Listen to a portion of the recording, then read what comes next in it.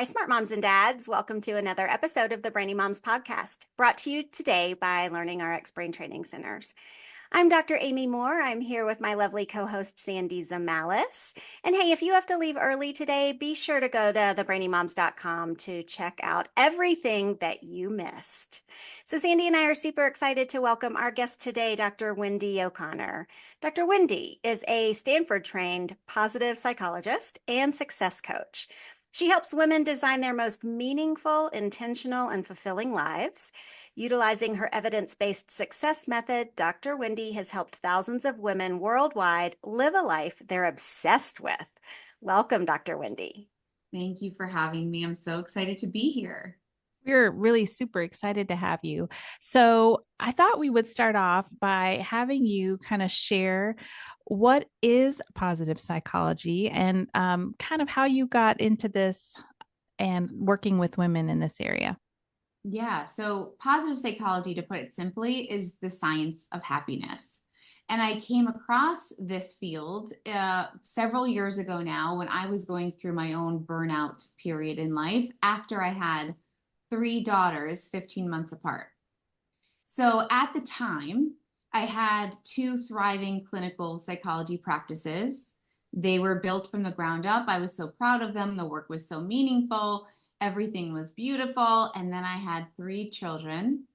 And within that period of time, suddenly everything shifted. And I started to feel more burnt out and energy felt different. My values started to shift. I didn't feel as lit up by the work as I had once.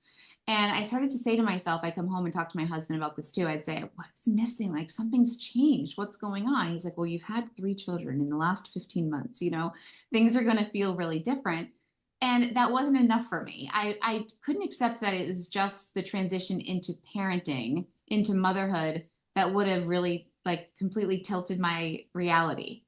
So I did some self-internal work and exploration and got really curious about what was going on. And what I realized is that for me, I felt like I was in a place of surviving and no longer thriving. I felt like I was in this place of languishing, checking the boxes, going through the motions, making it till bedtime, starting the day over, Groundhog's Day. And the work that once lit me up for many years wasn't really anymore. My energy felt depleted. And I just knew that there was something that I was not focusing on. I was focusing on getting through a day, but I wasn't focusing or learning how to actually live a lit up life in a new season of life. And I'm not a person that settles for living a non-lit up existence because it's just not how I'm wired. So I wasn't going to spend the rest of my career in my practice unsatisfied or unfulfilled. I was going to figure it out. So I came across positive psychology and I couldn't believe that there's a science of happiness. How amazing that there's research that teaches us what really lets us be our most flourishing, happy selves. And that's when it was that aha moment for me. It was, this is what's missing. I'm not actually designing my life to thrive. I'm just going through motions to survive.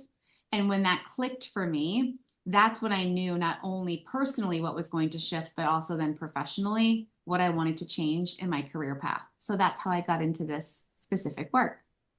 All right, so you totally shifted your entire therapeutic approach based on this stage in life that you found yourself in and the emotional state that came with that stage of life, is what I'm hearing you say.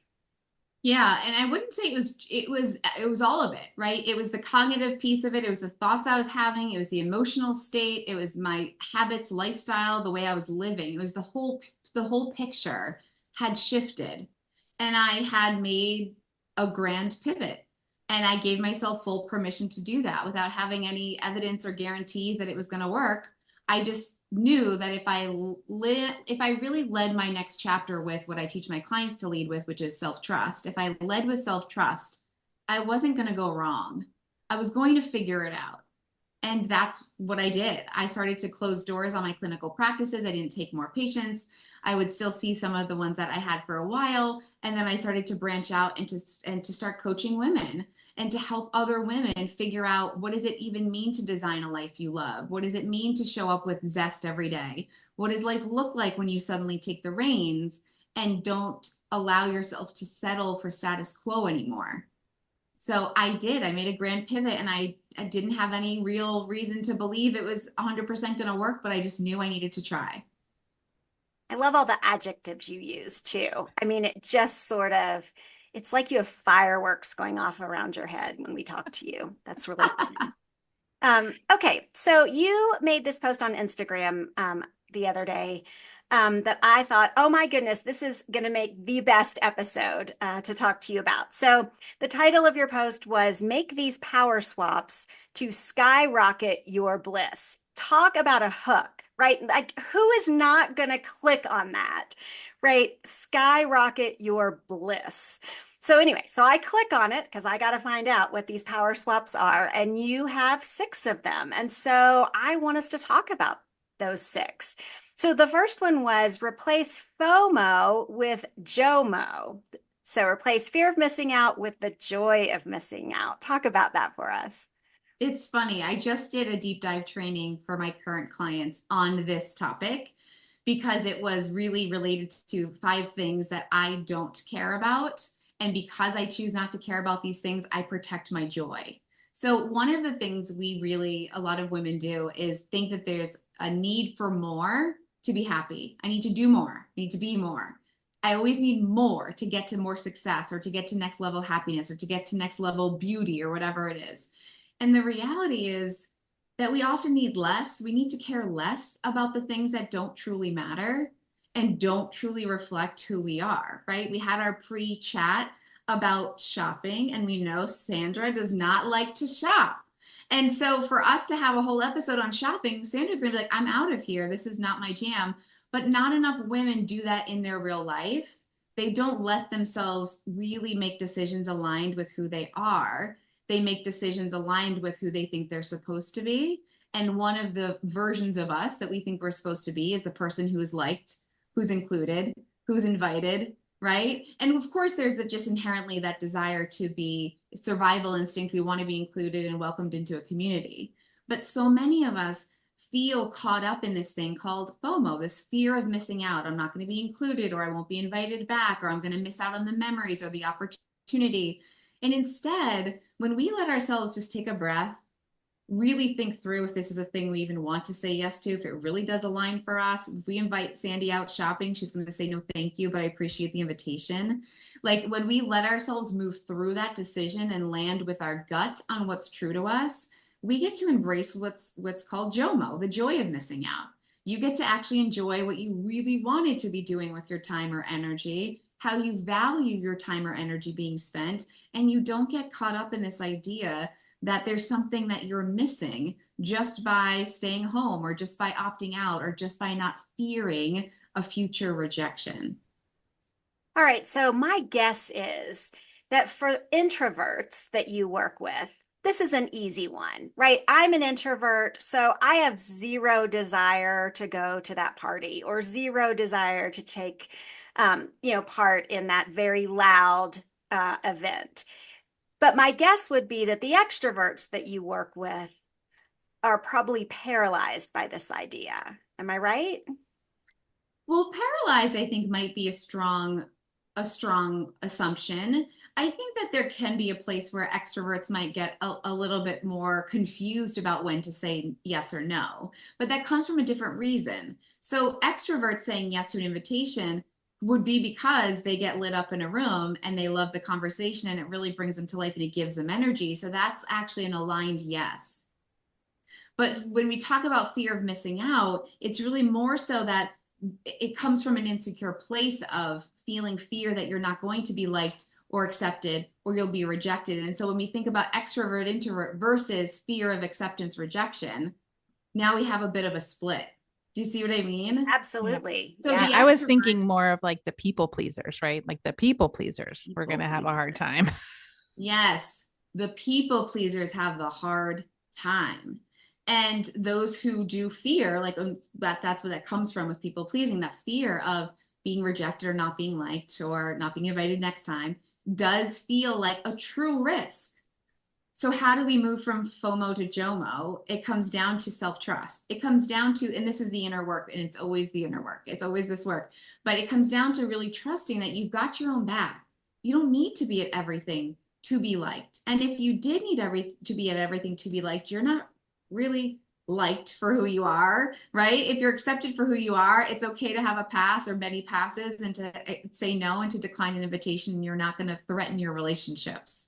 But a lot of times with people pleasing, we get nervous that if I'm not doing all the things to the letter, then I'm going to be seen differently. Truly, the self-trust comes in when it's like, it's okay. It's okay if even someone's not thrilled that I said no. It's okay if someone doesn't love that I declined an invitation. That's actually okay too, because I trust my relationships. I trust myself. I can get through it. I'm resilient. It's not something I need to worry about. It's not something that has to be threatening to me.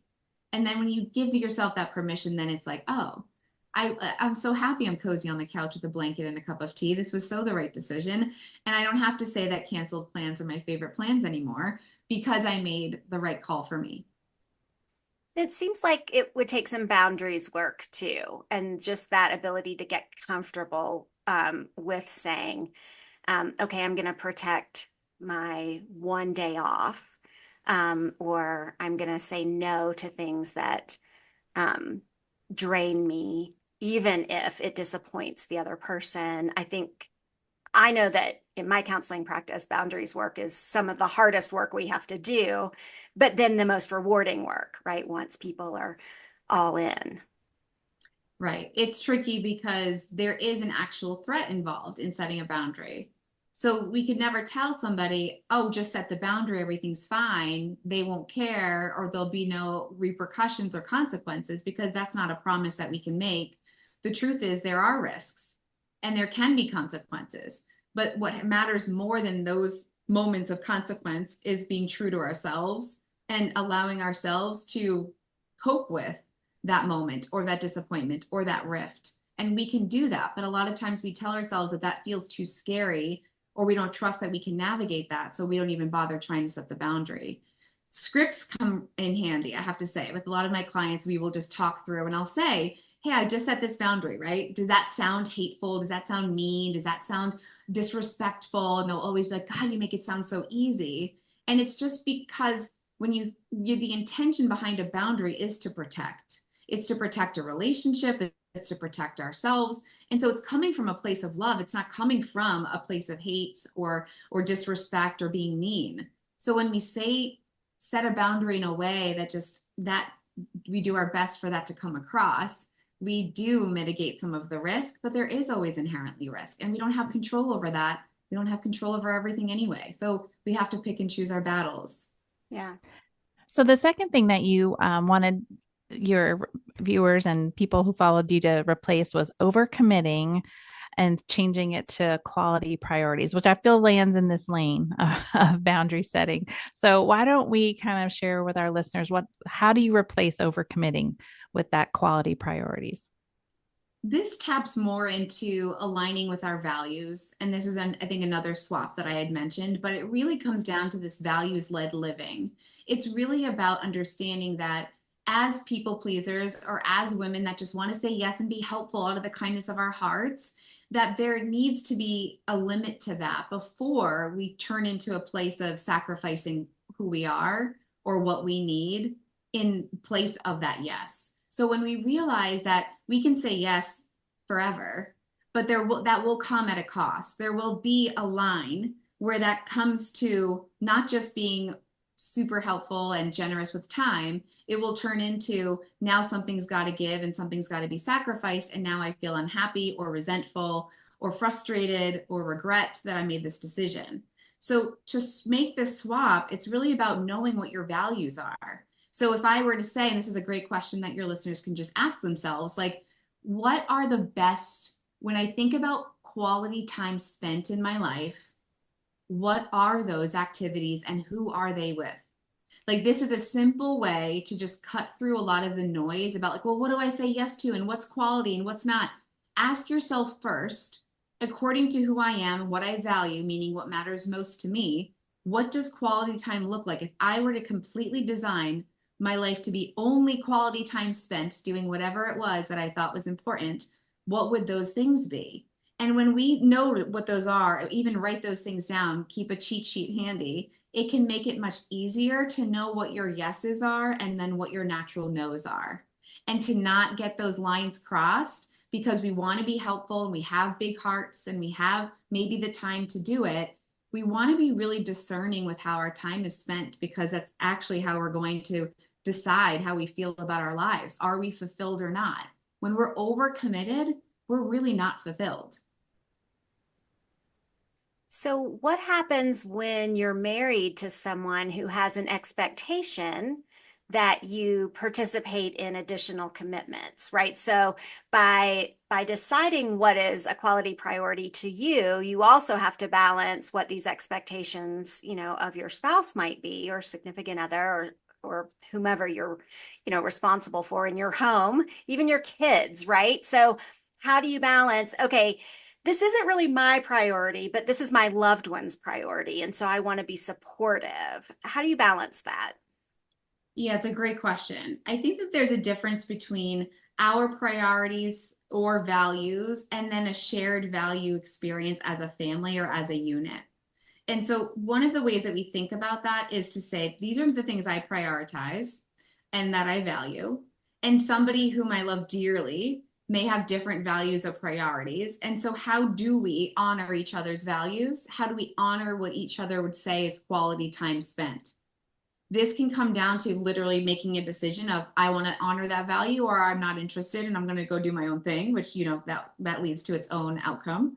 Or it can be a recognition of, when we look at this, is I think why the terminology can be really helpful for people. When we look at each other in our relationships and experiences and kind of think like, oh, they care about this and it's so annoying or it's such a burden, but like I care about this. Instead of really looking at it like values based, values feel deeper than just he cares about, she cares about. And when we come at this from a perspective of, this is a true value for somebody, for my loved one in this situation, am I willing to honor that value? Oftentimes, because there's such love there, we are. But it doesn't mean that, and it of course depends on what we're talking about when you say like extra commitments or obligations, but it really comes down to, if I'm willing to honor their value because I love them and this is important to me to support what they love, then that's a beautiful thing. But there also, within that umbrella, could be situations that push us over to overcommitted or to sacrificing ourselves. And in that situation, it's like really going to be at the micro level of like, what's the thing coming up at the time? Instead of it being like, I support everything that falls under my loved one's value. And so I'm always just at the beck and call of whatever they need or want, versus I respect this value of theirs and I will participate in supporting that because I love them. But that doesn't mean that every single thing that could come up as an arm of that value is the thing I need to jump for and the thing I need to sacrifice my own needs or desires for.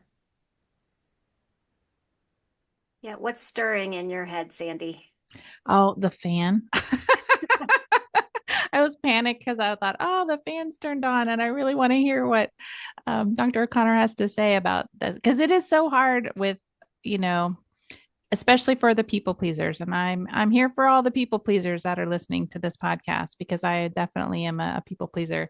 It is really hard to make that distinction with a loved one, and to prioritize and not overcommit, and not put yourself last, in those quality priority kinds of discussions, because it can be really easy to just slide out of the way. So it does take some, I think, work internally to figure out your own boundaries on that side of things, so that you're not just always giving your time away and giving your priorities away. Well, and And I especially think if you have, oh, go ahead. Sorry. I was just going to say that I think before we can be comfortable or even experiment setting boundaries courageously, it's so important for us to do the internal work to even know what it is that we desire and value. So sometimes the louder value can be the dominant value. And so whoever's the loudest about their value in the home could be the one that just leads. And so you're like, well, I guess I don't care that much, so I'll just follow the lead. And so I guess if I really care, I'll figure it out later. And that's when a lot of times women find themselves waking up one day going, is this really as good as it gets? Like, this is my life.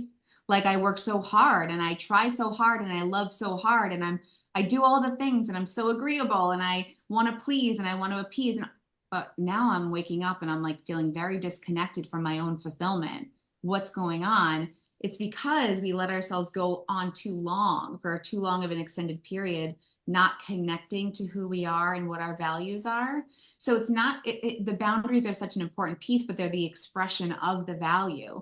And if we don't have connection to those values clearly, what those are, then we have a real struggle knowing how, when, and how to harness the courage to actually express the values. So yeah, that's a really great point. I'm glad you brought that up.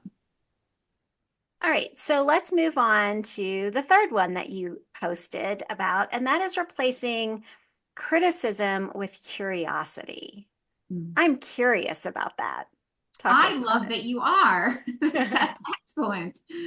So, criticism versus curiosity. This is a really fun one. I, again, just coached on this today. These are the themes. I love my swaps. It's like an advent calendar. I'm like, what's the next one you're going to open? It's so fun.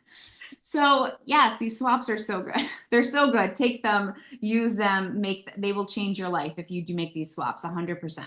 So criticism, I think about as mostly, and do I have a self-compassion one on there? Is there another one coming up with self-compassion? Yes. What's the contrast to the self-compassion? Self-doubt. Okay. Okay. Okay, thank you. So with criticism, I think a lot about if we want to live our happiest existence, if we want to live our most fulfilling lives, being overly critical of ourselves or others is going to distract us from that goal. It just is. It's going to be a detour that takes us on a path of negativity. Negativity is the opposite of the positivity that we want to experience more of. So the idea that every time our brain secretes some self-critical thought, we just hold on to it, we expand it, we make it louder and broader, and we just hook into it, is going to take us down a spiral. But if we start with instead swapping that spiral of criticism with curiosity, like, like where did I get the idea that, like, why am I thinking this way about myself? Where did I get the idea that I'm a failure, or that I'm not good enough, or I can't do it, or can't hack it, or I'm an idiot? Whatever it is, whatever that self-criticism is, when we get curious about it, we unlock a level of understanding that's going to help us make different decisions, right? We call that self-awareness. When we know why we're being so critical, where that story's coming from, whose voice it really is, not really ours, where that came from originally, it helps us feel more aware of our processes. When we're aware of our processes, now it puts us back in the driver's seat to make different decisions that align with how we want to feel.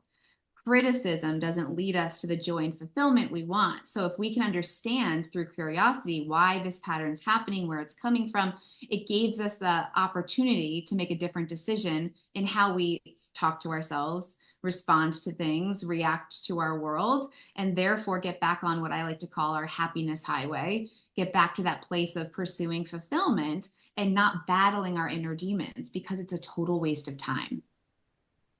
That takes some effort though, right? Like a lot of times we're entrenched in it should be this way, or it is this way, or I am this way, right? And so to be able to kind of break that down a little bit and go, wait a minute, where did that idea come from? Where did that belief come from? That takes effort. Listen, we're not here to talk toxic positivity stuff here. We're here to talk the real deal. So the real deal of happiness is effort. The real deal of success is effort. The real deal of fulfillment is effort. We can't fear effort. We can't fear that we're so willing to put so much work into everyone else in our lives. And the idea of effort within our own happiness is the thing that we're going to reject. Like, that has to shift. That has to be a story that changes in women's minds. It can't be all effort out and no effort in. What we know is that the more effort we put into healing ourselves, becoming more self-aware, making these tweaks, rewiring our mindset, the happier we're going to be. And that doesn't just benefit us, it benefits everyone in our world. So it's like, it's worth the effort is what I'm trying to say, but 100%, of course it is. That's why you hire me as your coach. That's why you hire someone to help you move through this faster, because when we do this on our own, it's like, it can take a while. I love that you said this is not a toxic positivity.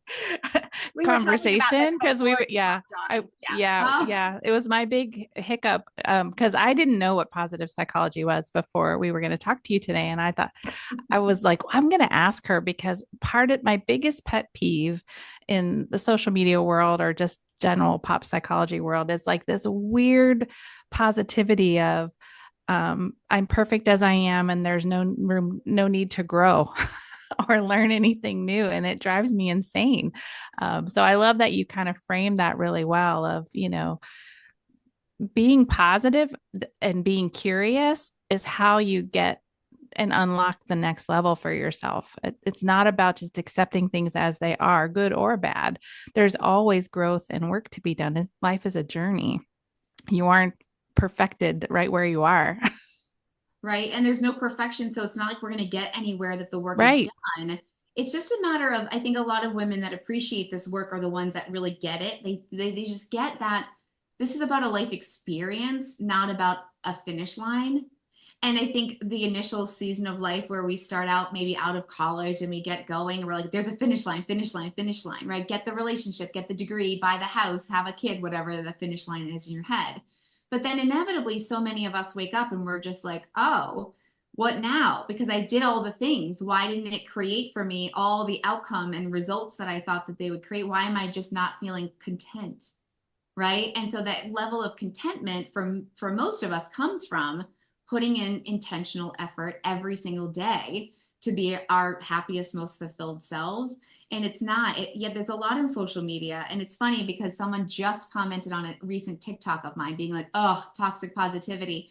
And I was just like, oh, you don't even know me because you don't even know where I stand on this. And I stand very firmly in there's always work to be done. And this isn't about pretending everything's fine and rainbows and butterflies. It's about designing with pen to paper, scripting your life very intentionally and deliberately. And that's going to mean there's going to be some, frogs to kiss. There's going to be some stones to uncover. There's going to be some work to do. But what I can promise is that it's worth it. And I actually have to say, it just reminds me, I had a client who started with me, and this was a couple years ago, and she said her biggest fear with signing on was, what if I'm still not happy? Like, what if it doesn't work? And I was thinking, oh my gosh, you're speaking for so many, many, many women that don't take the next step towards fulfillment because the fear is that it won't be effective and that it won't be worth the effort. And so they're not going to bother. And I was just like, oh, if only you knew what this is actually going to create for you. And then she did. And she's like, oh, I wish I did this sooner. And of course you do. But the answer truly is if you do work, let's say we could talk about fitness if we wanted to. If you put in some work and you're not seeing the results, do we just scrap the whole desire to feel healthy and well and fit? No, we figure out the next way and we pivot and we refine the practice and we get back up and go again.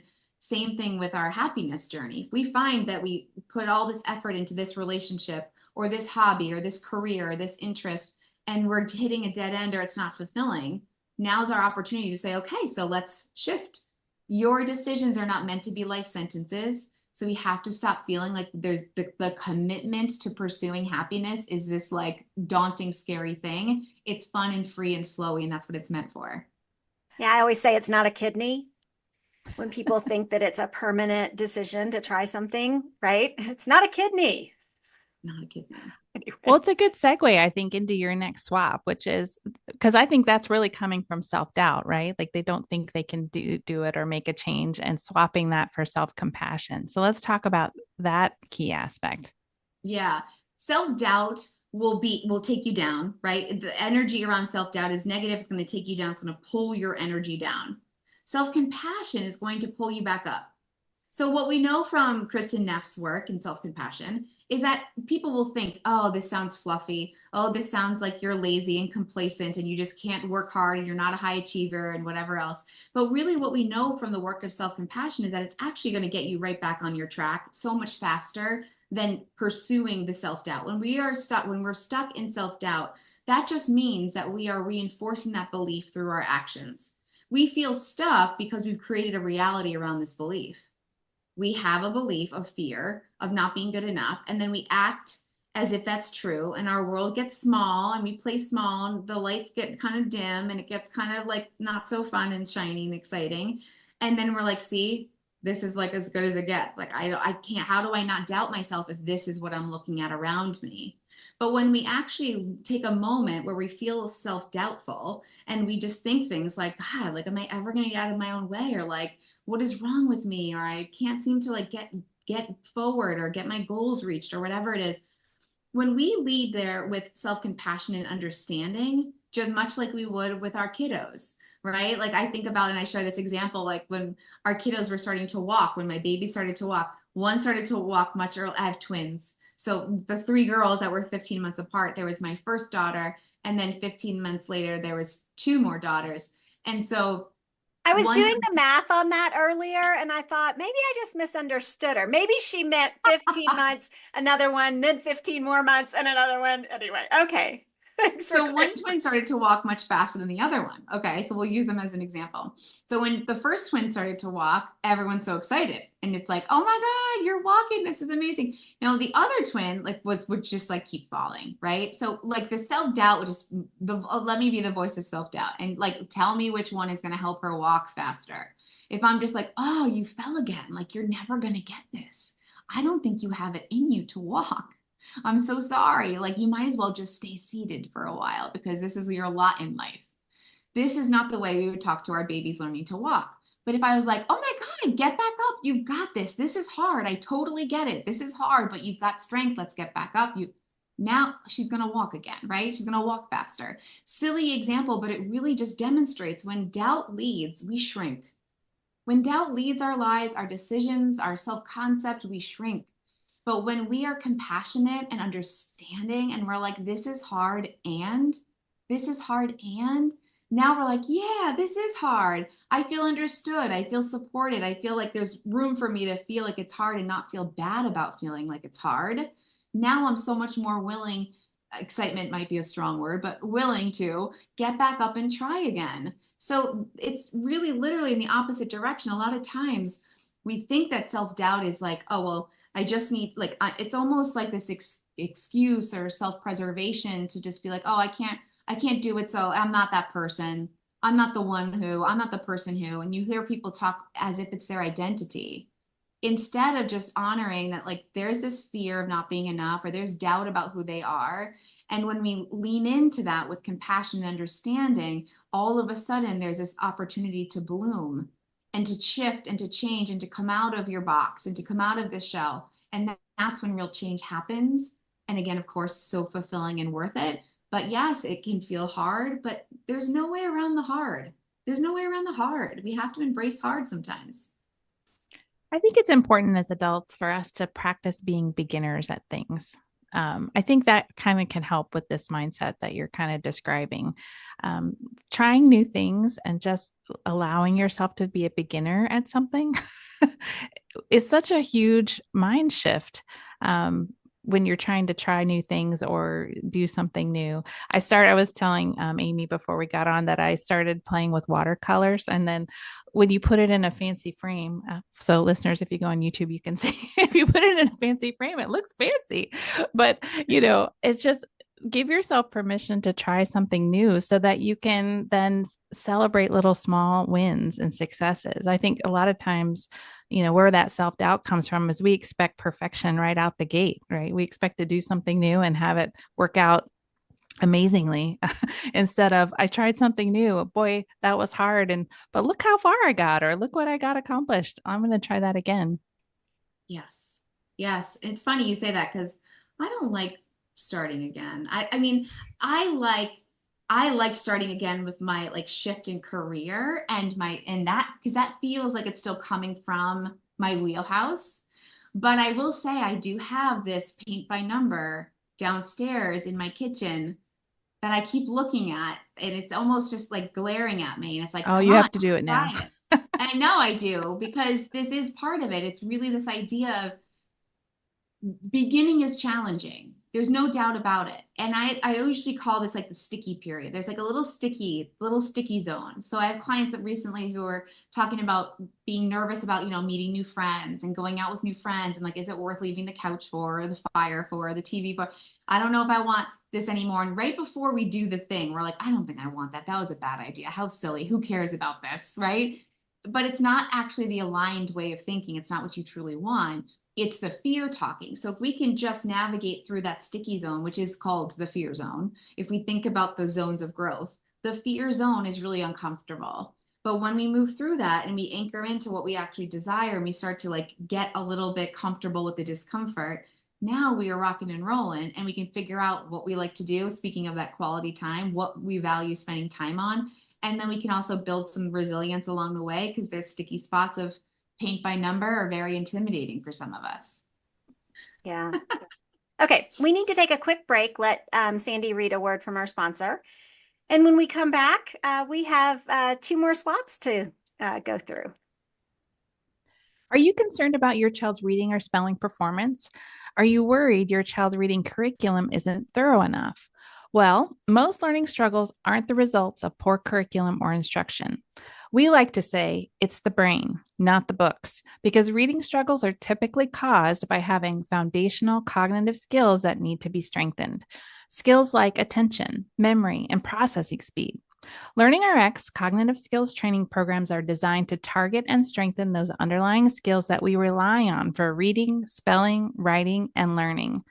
Learning RX can help you identify which skills may be keeping your child from performing their best. In fact, we worked with more than 125,000 children and adults who were struggling with thinking and learning.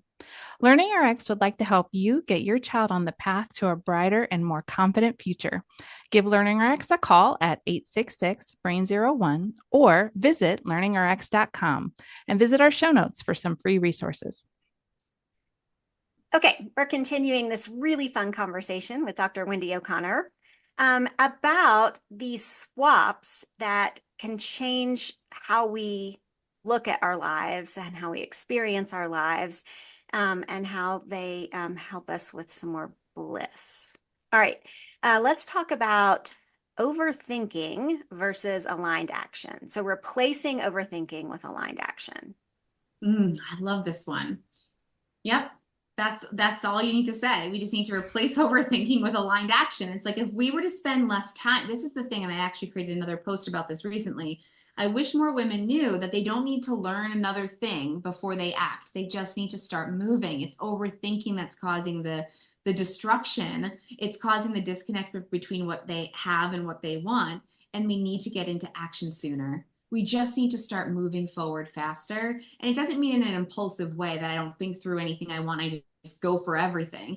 It's really about we know the thing that we want to work on. We know the thing that we want to be better in our lives. We know the thing that feels like it's in between us and our happiest lives. We know what that thing is typically. We just don't really let ourselves own that because with ownership comes responsibility, and with responsibility comes action, and with action comes risk. And now we're back in the fear zone and we're like, I don't know if I want to take the risk. It feels too scary. How do I know it's going to work? You don't. But that's the reality. You won't know. You don't know until you do.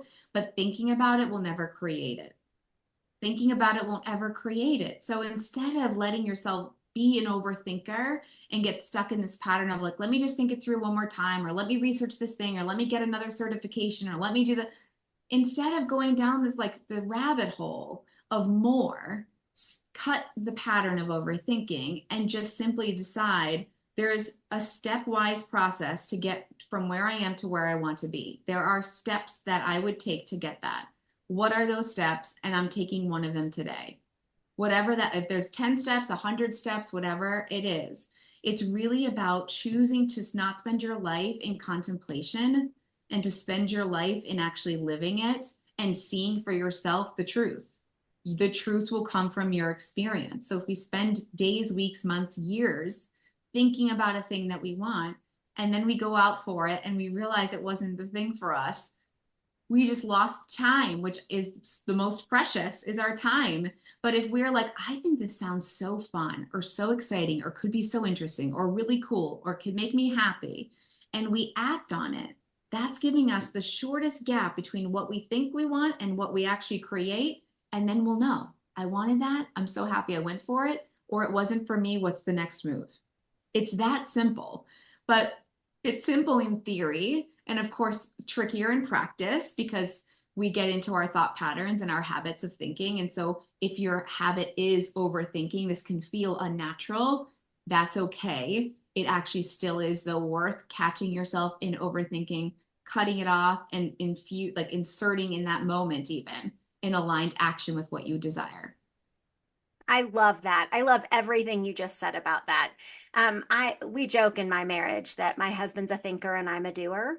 And because once I've decided that I want to do something, then I'm just going to go make it happen. But he's an Enneagram 5, which is the investigator, and investigators have to know every detail about every single thing before they take the first step. And so it is one of those sticking points, right, with us. I'm like, just do it, just do it. And I so, love it. because I love your philosophy, right? Of when you do the first step and you experience that success, or maybe you experience, a space where you just got to make some adjustment, right? You're activated, right? You're moving and you're experiencing the happy hormones that come along with that movement. And so then that sort of propels us forward to take step 2. That's right. That's right.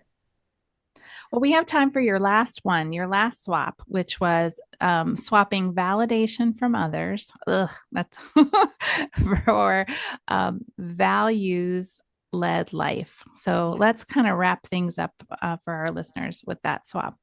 Yeah, so this really brings it all home. The way that I live and teach and preach is to live by your values as much as possible. Now, there are, of course, going to be moments that we have little rumble strips on the side of the highway moments and we disconnect from those values. That's normal. But this is really about what I teach is following your North Star. And your North Star is what your core values are, what your signature strengths are, and what your deepest desires are. This is what I teach in my world. So part of that being values is really a huge part of decision making. Many women come into my space and say, I have the hardest time making a decision, or decisions are so difficult, or I take forever to make a decision. But when we know our 3 pieces of our North Star, decisions become so much easier. Why does that matter? Because when we can build, and what this does when we align our life with these 3 things, is it is going to skyrocket inner self-trust. You're going to trust yourself so much more to be able to make decisions that most likely, or more likely than not, are leading you in the right direction of happiness and fulfillment. And instead, what most people do is seek that reassurance instead of from within themselves, from other people. So there was a client that in the last year has had the most incredible transformation because her decisions would often be pulled. She would pull her people in her life, her family, her friends, like, do you think I should do this? Does this sound like a good idea? How does this sound to you? And she'd ask everyone. And then she'd come back and be like, oh, I just don't know if it's for me. So-and-so said this, so-and-so said, and I was like, oh, this is exactly what it is to be searching for validation from outside of ourselves to feel good enough or on our right path inside of ourselves. You're going through the wrong method to get what you want. What you want is to know that this is most likely going to be the thing for you. And the way we know that is your North Star, not other people's limiting beliefs, not other people's stories and life experience that they're going to answer you from. Think about what people, when I was like, I think I'm going to start shifting away from clinical psychology and I'm going to be a happiness coach. Guess what people thought of that, right? Like they were like, okay, like, are you sure? Is this a good idea? Like you have these established practices. Why would you leave those or pivot to something so just uncharted at this point? And it was like, well, because I'll figure it out, because there's a pull, because I desire it, because it aligns for me with my values and my strengths and what my dreams are right now. So when we can learn through doing to build self-trust, validation from others falls away. We don't need it anymore. But the reason why that becomes like this perpetual loop is because that's where we place the value. We place value, it's not our actual value, but we place value on other people's opinions over ours, over what we want. And so we take their word as more legitimate than our desire. And when we stop that and we swap letting other people's decisions, thoughts, beliefs, opinions influence our call, our life, we get to lean into what really makes the difference, which is our strengths, desires, and values. Fantastic. That's the difference. And I'm so glad, I have to say, I was just thinking as I was answering that question, this is why I can't get this across in a social media post. There's so much to say. And here we are with this little post that just could be, no one's going to think anything of it because they don't understand the depth of each of these concepts. So I very much appreciate you bringing them all to life for your audience, because this is where the magic happens. When you can actually understand what we're talking about, boom, it's such a breakthrough for people. Well, and now you have an entire episode to attach to your post so that when people go, oh, let me dig in. That's correct. Yeah, wonderful. Okay, how can our guests, our listeners, work with you, find more about you? Where can they find you? What do you have going on? Yeah, so I'm mostly on Instagram at Dr. Wendy O'Connor. So come say hi, introduce yourself. I have some incredible programs that go on throughout the year. So it always just depends on what aligns. If I can ever help, I'm always honored to. But just definitely feel free to reach out and ask me anything on any social media platform that you find me on, because I'm on most of them at this point. All right, fantastic. Dr. Wendy O'Connor, thank you so much for being with us today. This was a fantastic conversation, and we appreciate you taking time out of your busy schedule to share your wisdom and excitement for life and for happiness with us and with our listeners. So listeners, thank you for being with us today. If you liked our show, we would love it if you would leave us a 5-star rating and review on Apple Podcasts. If you'd rather see our faces, you can find us on YouTube. If you want to learn more about cognitive skills and what those look like in action and our work with cognitive training, you can find Sandy on TikTok at the Brain Trainer Lady.